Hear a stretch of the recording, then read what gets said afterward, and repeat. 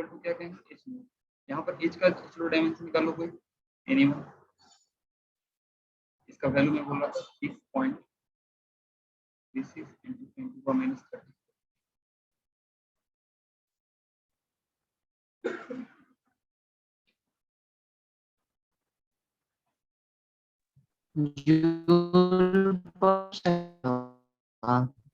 क्या क्या क्या आवाज कट रहा है भाई, बाकी लोग को सुना है क्या कब सोए? No sir sir. Joule per second. Joule second होगा, not per second. Joule second तो m l स्क्वायर हाँ t⁻⁻1 होगा। यस, तो यूनिट से समझ में आ गया। तो एच का डायमेंशन हो गया आपका एम एल स्क्वायर।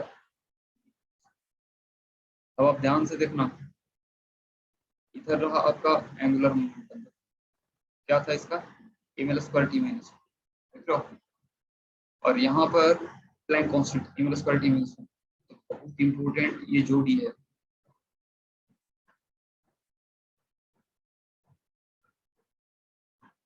आप जाकर के देखो कि ये तो क्वेश्चन लगता है 5-6 बार पूछ चुका।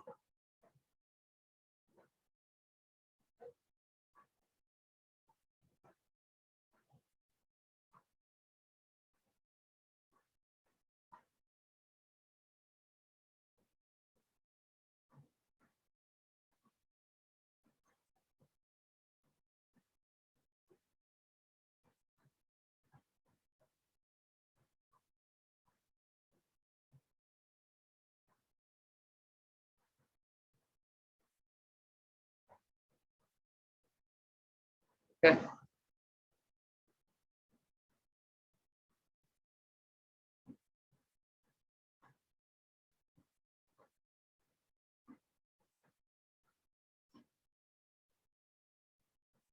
ओके नेक्स्ट आते हैं coefficient of viscosity.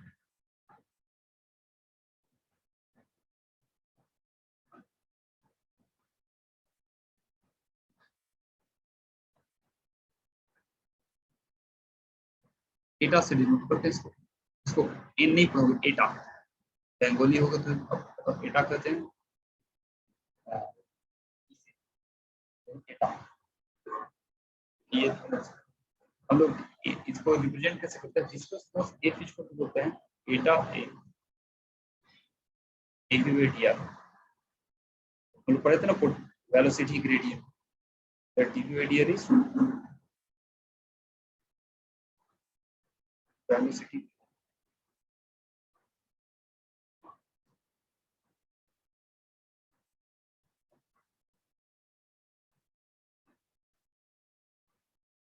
A is the surface area।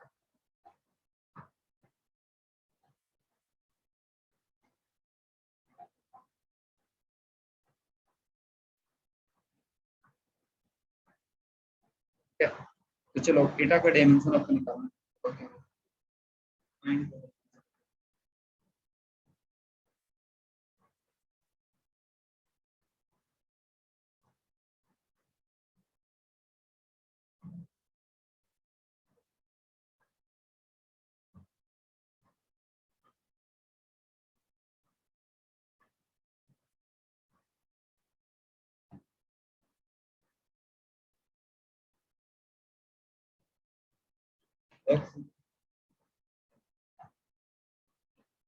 Velocity gradient, gradient मतलब dr इज इक्वल टू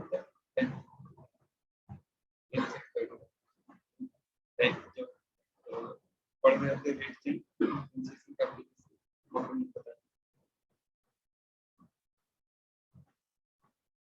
और ये सब हम लोग डिटेल में आगे जाके पढ़ेंगे, अभी मैं जस्ट बेसिक डेफिनेशन बता दे रहा हूँ ताकि एक चीज की आपको पता चल जाए कि क्या हम फ्यूचर में पढ़ने वाले हैं, ठीक है। और दूसरी चीज ये डेटा के बारे में थोड़ा सा पता चले।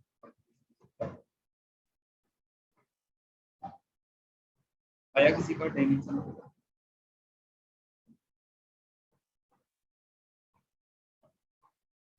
यूनिट इसका थोड़ा कॉम्प्लिकेटेड होता है। डेटा का यूनिट होता है पॉइज या पॉइजनी।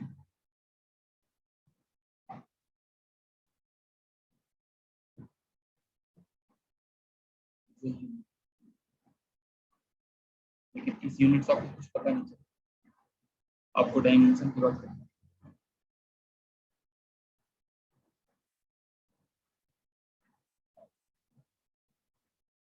तो एटा को क्या लिखोगे बताओ?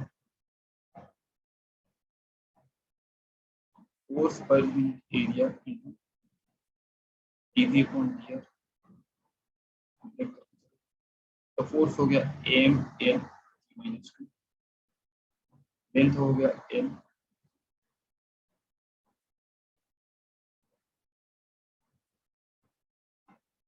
एरिया हो गया एल स्क्वायर, वेलोसिटी हो गया क्या?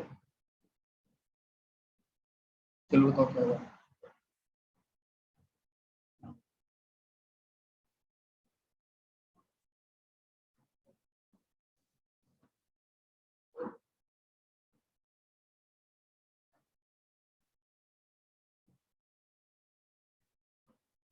हाँ बच्चों हो गया,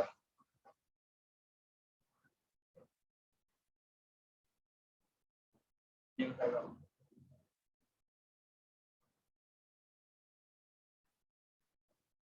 यानी खुशी।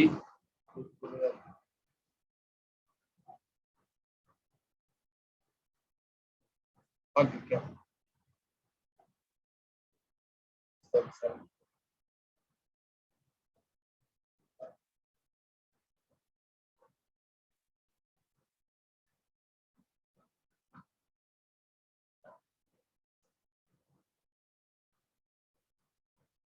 क्या सब हो गया? छोटा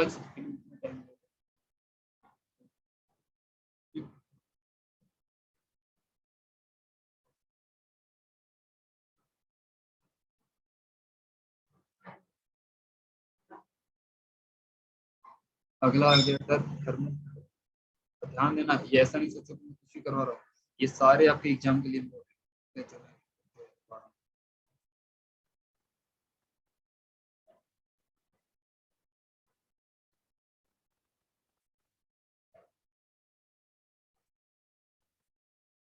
इसको कैपिटल के से डिनोट करते हैं। लॉ ऑफ थर्मल कंडक्टिविटी क्या बोलता है? Rate of heat delta is by delta T, rate of heat is equal to K in temperature difference T1 minus T2 upon 4। मतलब कोई कंडक्टर है length A, cross sectional area A है, यहाँ का temperature T1 है, यहाँ का temperature, तो इसके थ्रू जो हीट फ्लो होगा, रेट ऑफ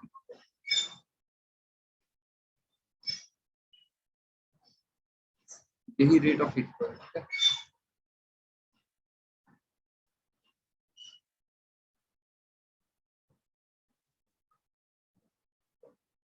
इसको हीट करंट भी कहते हैं।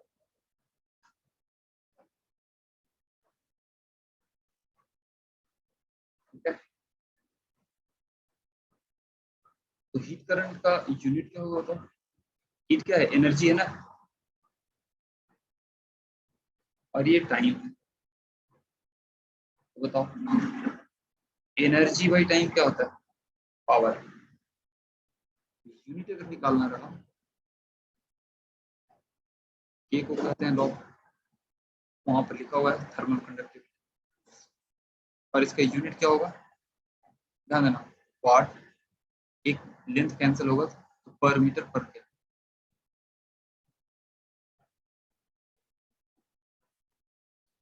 And what is what?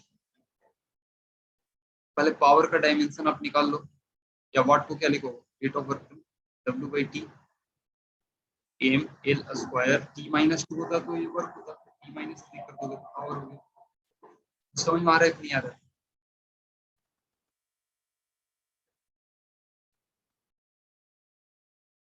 ये हो गया आपका फाइनल एम एल, ये स्टैंड्स फॉर केल्विन, ध्यान देना।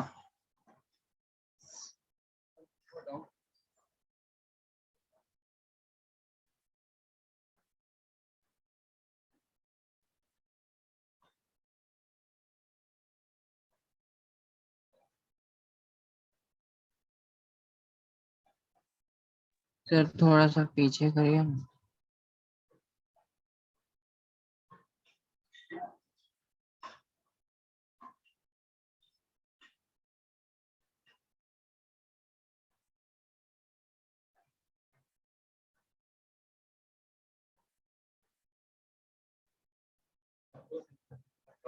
सर एम के क्या चाहिए सर, वाट बाई एम के? मीटर है, एम फॉर मीटर, ये एरिया है, के फॉर ये केल्विन। हाँ के फॉर केल्विन, ये मीटर स्क्वायर हो गया और ये मीटर से डिवाइड कर रहा हो गया मीटर।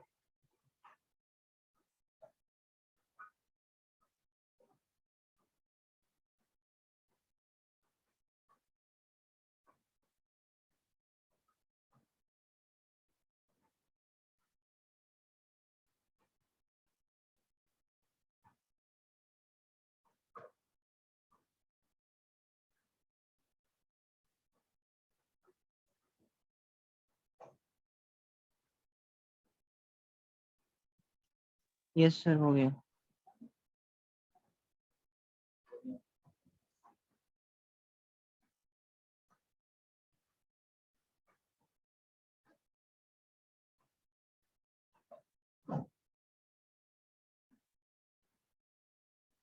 ओके, बाकी जो फिजिकल क्वांटिटी आती है उसका चर्चा करते रहेंगे।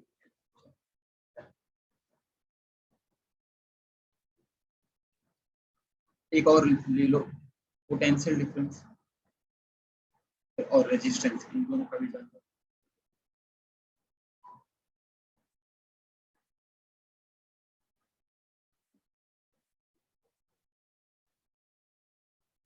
तो इसका डायमेंशन कैसे निकालोगे, इसका यूनिट वोल्ट होता है।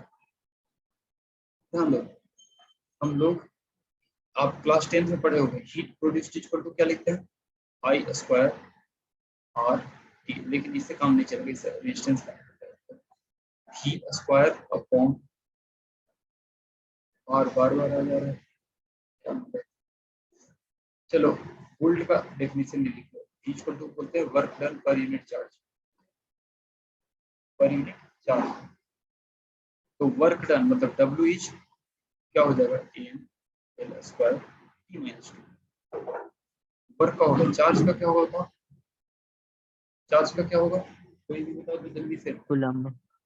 कूलम्ब में बोला था, वो उसका यूनिट है, डायमेंशन नहीं है, और ये फंडामेंटल क्वांटिटी भी नहीं है, इसी चीज यहाँ पे मैंने इसको डार्क किया है, अलग कलर किया है। इसका क्या होगा, चीजें डेराइव्ड डेराइव्ड। तो चार्ज को क्या लिखेंगे, एम्पियर इंटू सेकेंड, और एम्पियर सेकेंड कहे तो कितना, ठीक है। इस चलते ही, इसी चलते ही पूछता है, क्योंकि बच्चे यहाँ पर सी माइनस और सारा काम सारा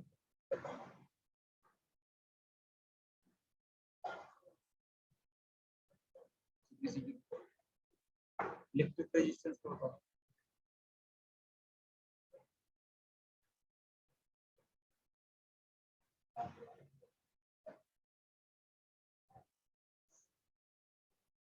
ध्यान दो, इसको कैसे हम लोग हीट प्रोड्यूस का फॉर्मूला से निकालें।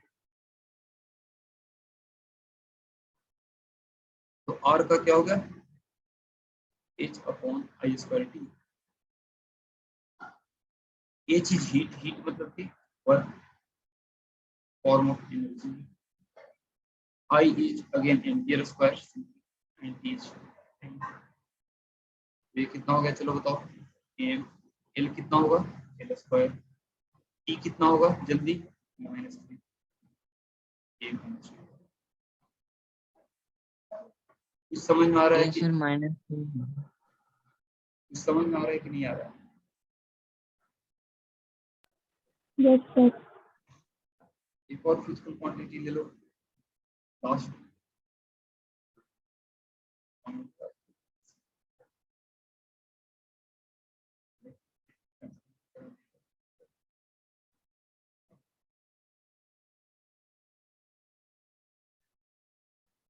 हाँ, स्टीफेंस कांस्टेंट।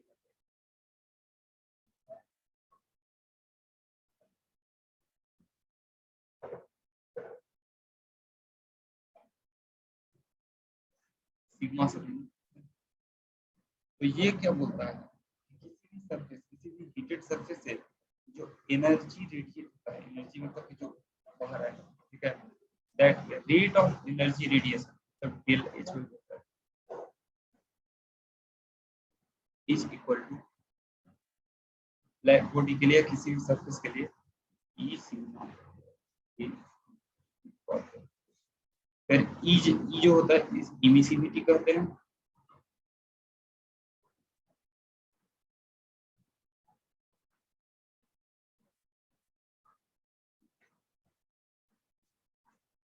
ये डायमेंशन इस quantity,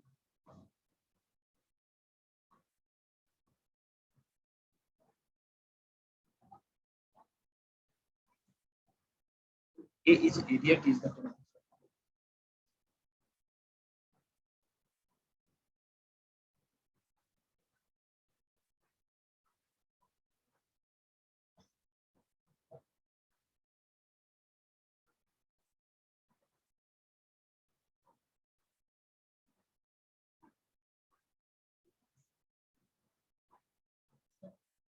This is temperature and इसको आप लिखो rate of energy radiation.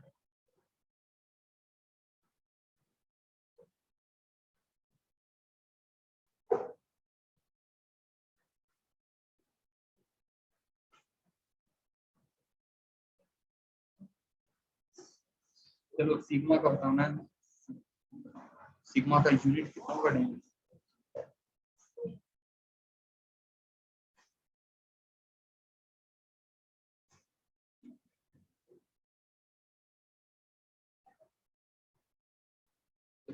Rate of heat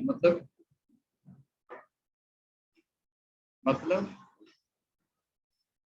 E minus, ठीक है, पावर का अपॉन एरिया क्या हो जाएगा बताओ, एल स्क्वायर, टेम्परेचर तो कितना हो जाएगा,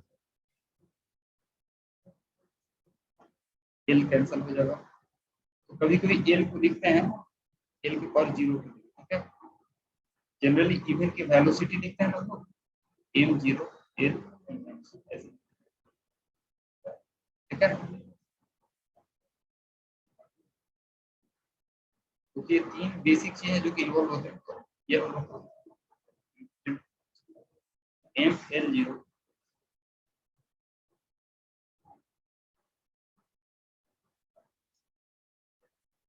ओके। तो अभी हम लोग एक डायमेंशनल एनालिसिस का एप्लीकेशन है क्या, कि किसी भी एक्सप्रेशन के साथ अगर कोई कांस्टेंट एसोसिएट होता है तो we can find out the dimension of that, ठीक है। सेकंड एप्लीकेशन है जो कि मैं लिख दे रहा हूँ, उसको डिस्कस कल करेंगे, पासवर्ड में लिख चल के सॉरी फॉर दैट, लेकिन अगले क्लास में मैं कवर कर लूंगा और थोड़ा आप मेहनत करो, बाकी रिमेनिंग मेहनत आप करो, ठीक है, एक आप टेंशन नहीं लोगे, हम लोग काफी स्पीड में चल रहे हैं, एक आपको इतना तक बताने में ना आपका स्कूल टीचर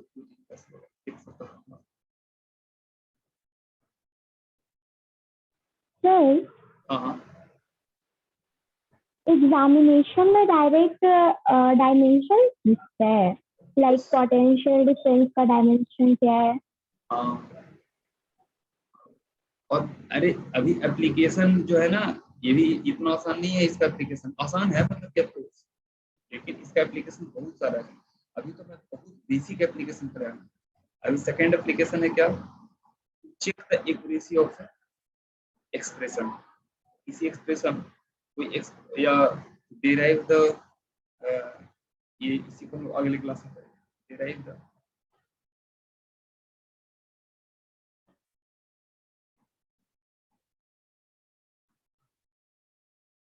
ये सब सबसे ज्यादा पूछता है, ऊपर वाला चीज थोड़ा कम ही पूछता है, एक आधा नंबर का पूछेगा, ठीक है, लेकिन ये सब ज्यादा पूछता है, इसमें थोड़ा मैथमेटिक्स।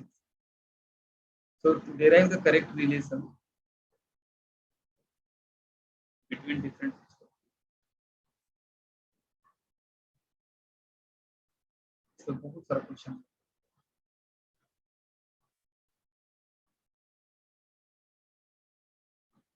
एक क्वेश्चन में करवाता हूँ आज, ठीक है।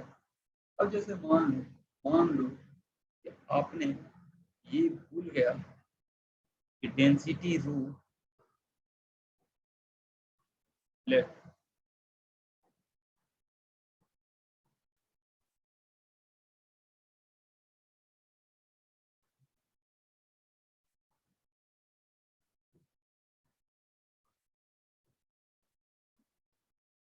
मास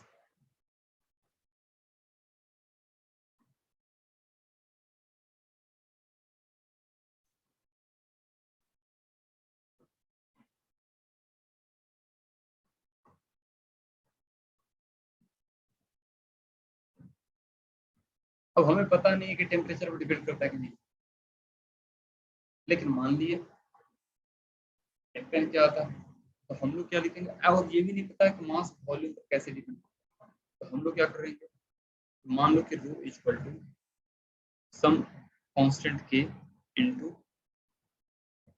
मास टू द पावर ए है, volume to the power B है, एंड टेम्परेचर पावर सी, ठीक है। अब हमें पता नहीं कि एबीसी का वैल्यू कितना होगा, हम लोग निकाल सकते हैं, लेकिन यहाँ लिखना होगा ये जो मैंने लिया है dimension response,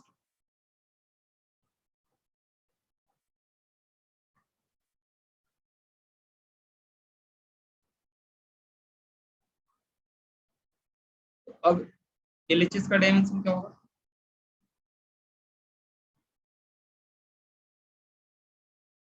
M L minus T के पावर 0 होगा।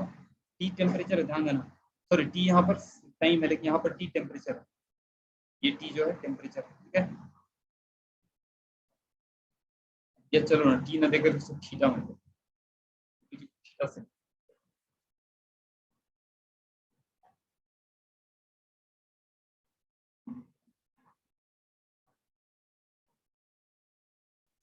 Okay.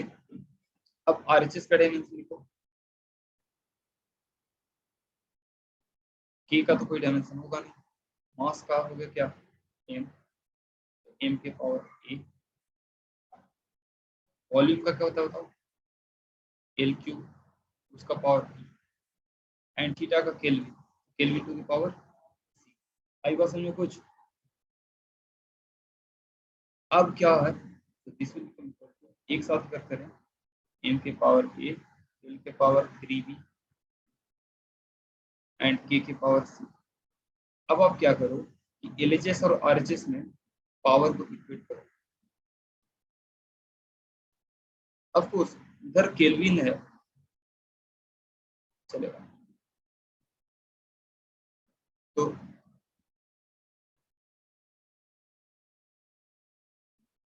Comparing the power of M L and K in LHS and RHS,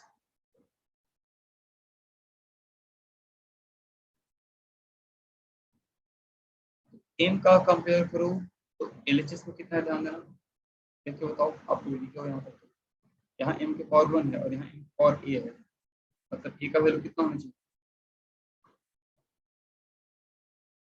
L का कंपेयर करो, एलएचएस में -3 है, उधर कितना है,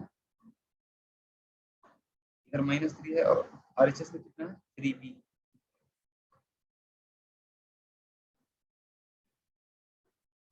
यहाँ से b का वैल्यू आ रहा है कितना, t का तो है ही नहीं तो हटाओ इसको, केल्विन टेम्परेचर का जाओ, एलएचएस में है ही नहीं केल्विन, मतलब कि केल्विन का पावर क्या है 0 और आरएचएस में है, आरिवासन में कोई इंग्रेडिएंट नहीं है, मतलब उसका पावर क्या है 0, अभी तो क्योंकि किसी का पावर जैसे केल्विन के पावर 0 पर उसका होता है, ठीक है।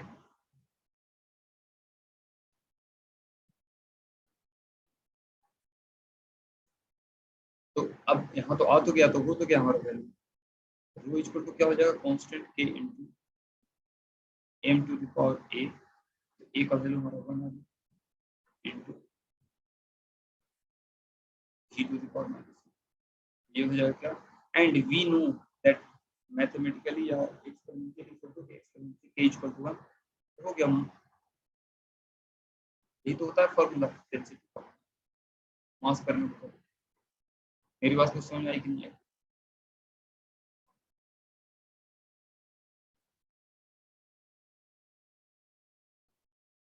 हाँ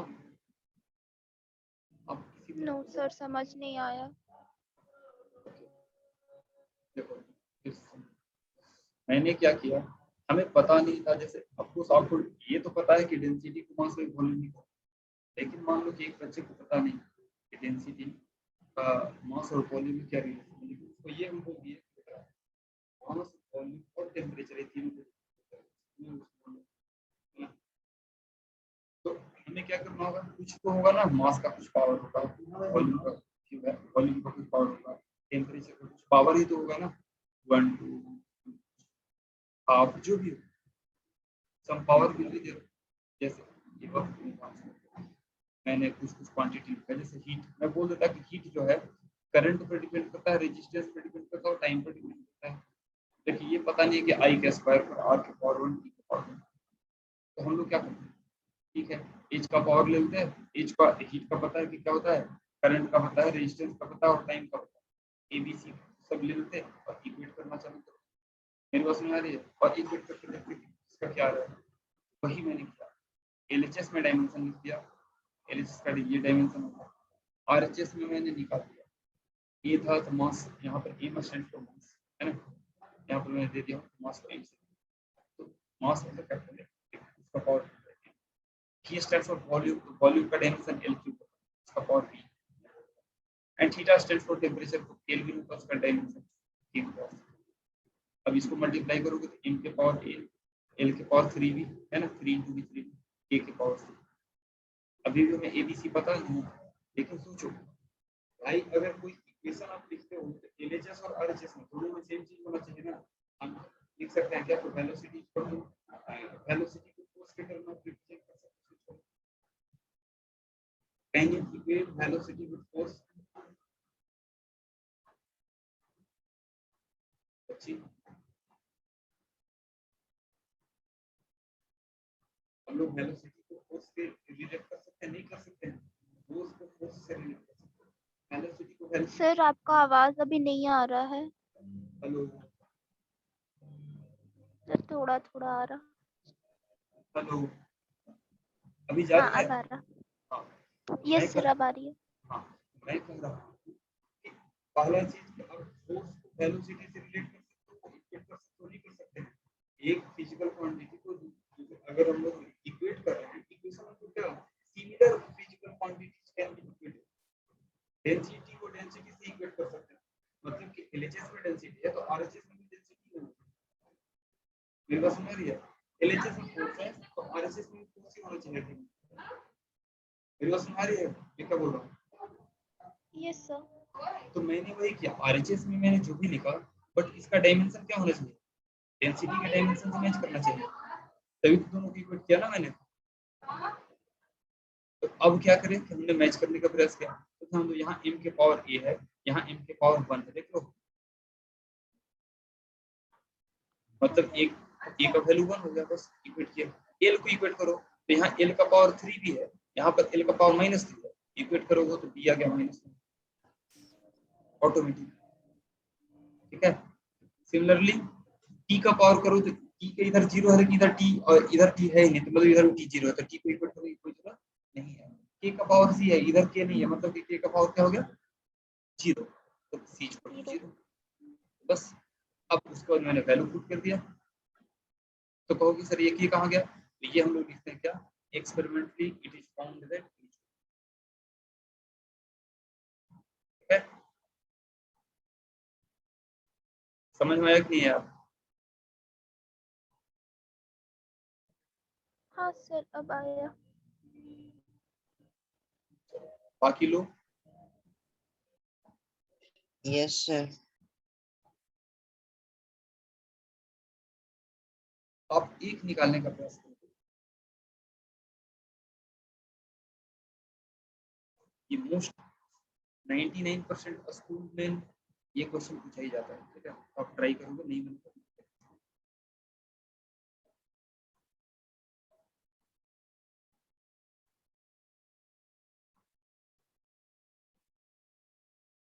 इस time period of oscillation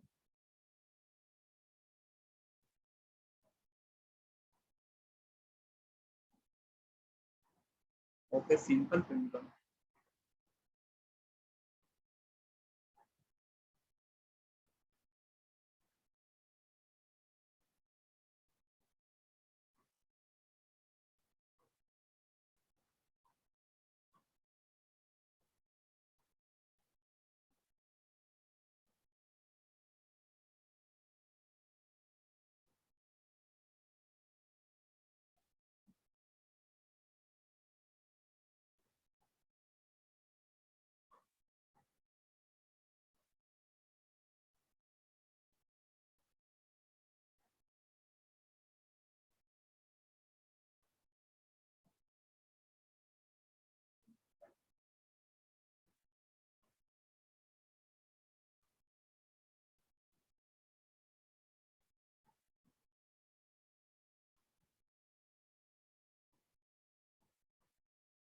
acceleration due to gravity.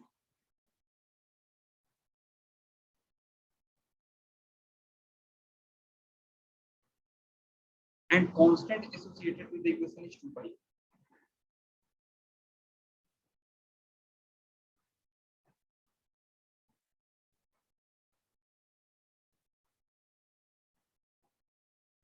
ध्यान देना, कांस्टेंट का पावर ये सब कुछ नहीं लोगे, कांस्टेंट लास्ट में यूज होगा, ठीक है। जैसे मैंने एवोक में दिया। पर डेंसिटी के बाद क्या लिखे? रो डेंसिटी का जो डिनोटेशन है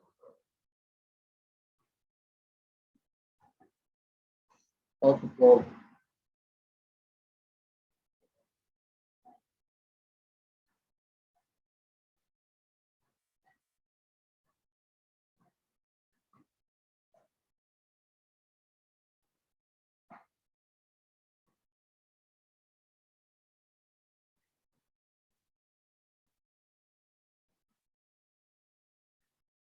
find the value of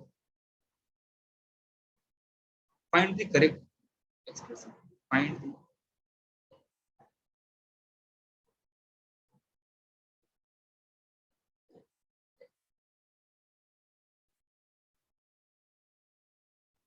चलो आप लोग ये खुद से बनाओगे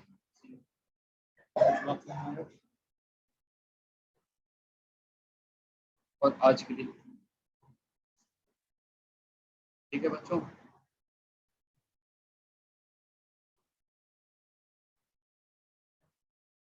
और ऐसे मीटिंग 5 मिनट में खत्म होने वाला है। ओके